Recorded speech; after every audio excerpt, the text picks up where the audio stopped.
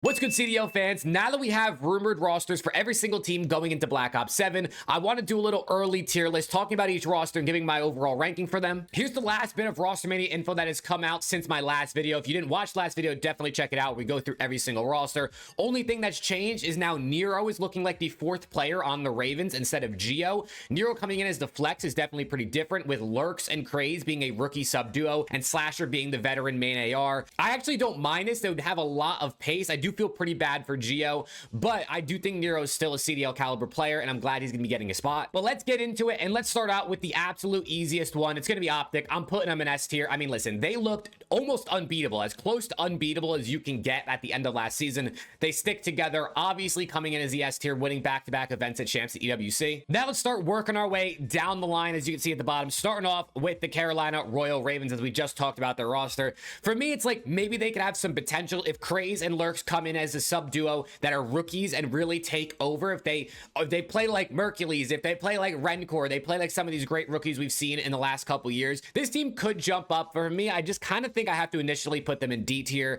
Definitely don't have the highest expectations for them. Nero coming into a role that maybe he's not, naturally comfortable in, and then Slasher just haven't really had success with young players, so we're gonna see, but I'm putting them in D. Then we have the Miami Heretics. They lose out on Real, who many people probably looked at as maybe their best or second best player behind Rencor. They bring in Trakes, another rookie that is going to be interesting to see how they play, and they obviously retain Metals and Super as well as Rencor, so 3 of the 4 stay the same. I'm going to put them in the B tier. I think I got to put respect on them after what they did last year. Rencor and Super are really, really good, and honestly, I think Metals had a better year last year than he did in previous. I'm going to throw him into B. I also think Trakes can be pretty good. Now let's talk about G2 Minnesota, no longer called the Rocker, still rocking the logo, I guess, to some extent, but for me, they're just going straight into the D tier. Misclick there. They're going into the D tier. I mean, I have the teams on my side monitor: Skies, Estriel, Kremp, and Mamba. I'm really excited to see Mamba, and I think individually these guys all have something to offer, but it just feels like a weird jumble of players that I just know this team's making a roster change most likely at some point, and I'm dropping them in the bottom tier. Then for Cloud9 New York, their team is Beans, Afro, Mac, and Vivid, or at least that's the rumored roster, the last thing we heard a couple weeks ago. This team feels like another one of those that, like, if Afro comes in, has an insane season, let's say he does kind of what Neptune did last year in BO6, I can see this team having higher peaks, because Mac and Vivid, they're not really slayers. They have their moments, but they're selfless players that make the right play, and Beans is usually a quality guy. It's kind of tough to rank them because I feel like they could have potential, but ultimately I don't really feel like they're going to be anything too crazy. I think I'm just going to throw them in the D tier, and as I go, I might adjust some of this throughout the way, and if you want to make your own tier list, I'll leave a link to this, because this is a template I made on the tier list website. I'll leave a link to this in the description. Then we have Gentlemates, Ghosty, Envoy, Neptune, and Sib. This is a team a lot of people are really high on. I too think they're going to be a team that's going to have an insane peak,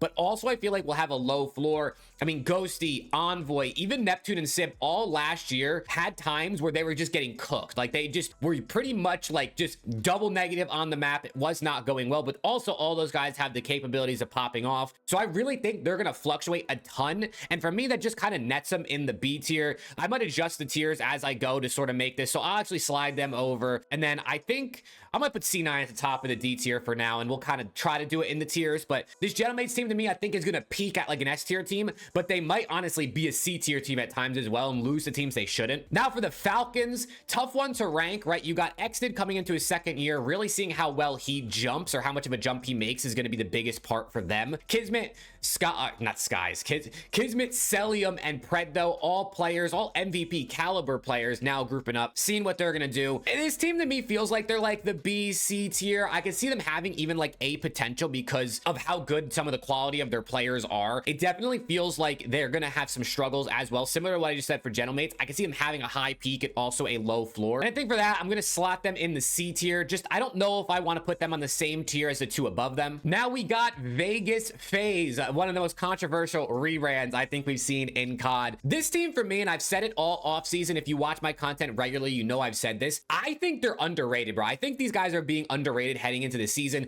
We know just how good Simp can be, even though he had a little bit of a struggle towards the end of last season. Draza, another player that can play really well. Same thing for him, though, had some inconsistencies. 04 and Abuza coming off making like 5 out of 6 grand finals. Yes, they didn't win any, and yes, there was a bunch where they didn't win any maps, which is pretty crazy, but I really think this grouping of players has the capability. They have slaying power from SMGs and from ARs. I think they have team presence. I think they're going to have good comms. I feel like they're going to have good vibes as well. I think, honestly, I might be higher on FaZe than most people, and I'm putting them in the A tier, bro. I really think this FaZe team might be kind of nasty, and they're going to have moments where I feel like they're going to make like every single Sunday. Now, are they going to win an event or even multiple events? I don't really know just yet, because I think there's some other teams that we're going to talk about that are definitely stronger, like Optic, we already have above them. But I don't know, I got this weird, this is almost a little bit of a gut feeling from me that I just think they're going to be better than people are kind of predicting. Then we got the Vancouver Surge roster, which is going to be Gwyn, Abe, Lunars, and Legend coming over from Optic Halo. Definitely an interesting roster. Feels like an odd mix.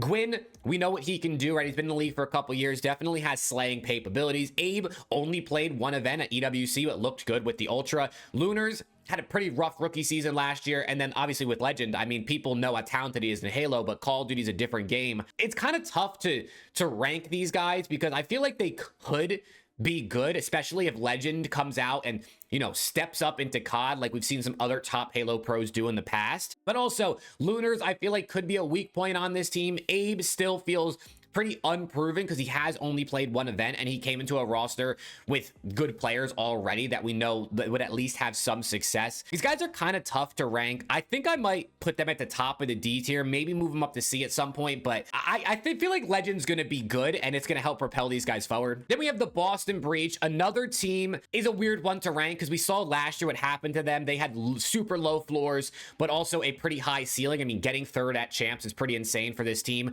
They drop Awakening, they bring in Nasty, they keep the other three, Cammy, Snoopy, and Purge. I mean, I think they upgraded ultimately. I feel like last year over the course of the season, you probably would have netted them out as like a C-ish tier team, probably. Maybe even some people would bump them up to B. I know I got some big Boston Breach fans that like to watch the channel. For me, I guess they just kind of come into the C tier, right? I think they got better. I think Nasty's easily an upgrade over Awakening. And it's going to be the same thing, I think, as last year, where they're going to beat a top team, and everyone's going to be like, oh my God, look at the Boston Breach. And then they're going to lose to teams that they absolutely should be beating. And I just kind of feel like that's how it's going to go for them in Black Ops 7, similar to Black Ops 6. Coming into our last few teams here, we got Toronto, Koi, Joe Deceives, Kleenex, Insight sticking around, Real coming over from Miami Heretics, which I think is just going to make this team super, super deadly. The SMG presence, the slaying power these guys are going to have between Joe Deceives and Real, now Kleenex on the flex, which I think he's going to be really good at. Insight, some people think shouldn't be on this team. I think he's really just here for like the comms, the stability in the back, where yes, he is kind of slow, but he does rotate. He does make a lot of good plays. He is a good team player, and maybe he changes up his play style a little bit. We'll see, right? Because I guess how much has he really changed over the last couple years? But I do think this Koi team is going to be really good. Honestly, I think I'm going to slot them at the top of the B tier. I just think like they're going to be a team that they might have a couple off games here and there, but generally is going to be competing for every single Sunday. And then last but not least, my LA Thieves. This actually wasn't on purpose. This is just kind of the way it worked out. I don't know why they ended up being last, but we'll take it. Saving my team for last. This one's tough, right? This one's really tough for me because obviously as a Thieves fan, I'm going to be inherently a little bit biased. And even if I try my best to be unbiased, which I think a lot of people know I can do pretty well, most people probably have them as the second best team heading into this season, right? It would probably slot them in either top of A, or if you really want to give them the nod, right under Optic in the S tier. It's hard to put a team in the same tier as Optic because they obviously stick together and we just know how insane they were. I think people know for the most part, unless you really hate LAT or some of the players on the team, that their peak is going to easily be S tier. At times, they're probably going to be the best team in the game. It would be wild if Optic was the best team for the like 7 months straight or however long the season ends up being. Not saying it's impossible, but it's very rare we see a team as the best throughout the entirety of a season. For me, it's kind of, I don't know where I want to put them because I think they're going to be definitely better than FaZe. Having them on the same tier as FaZe feels weird, but also having them on the same tier as Optic maybe feels weird. I think this is how I'm going to do it. I think I'm giving FaZe a big nod here to be in the A tier, which might be a little different than what some people are expecting. I think many people might have them in the same tier as the team under them, but I kind of like the FaZe roster. I don't know. I don't like the rebrand, but I like the roster. And for LAT, I mean, Kenny and Abizi coming in, obviously Scrap and Hydra sticking around. I already made a a video. Make sure you check that out about my expectations and my hopes for the team going into this next season. But I think they're going to be really good. But this is the tier list. I mean, obviously this could change, right? Rosters, many of the rosters are still rumored. But I wanted to get this out because I'm going to be away on my honeymoon for about 10 days at the beginning of November. So I won't be able to make any videos. You see, I got the wedding ring on. So I finally got married, which was awesome. Shout out to everybody who sent me messages or comments just saying congrats, things like that. A bunch of you guys reached out, which was super dope. But more content to come. As soon as I get back, it's right when Black Ops 7 launches. I'm going to be on the absolute grind. We're going to be watch partying the kickoff tournaments. We're going to be playing games ourselves. It's going to be an absolute grind. And then we're going to be heading, you know, it's going to be quick before we get into the Call of Duty season. So hopefully I'll see you guys in some future videos and streams. Make sure to sub to the channel if you haven't already. And I'll see you all in the next one.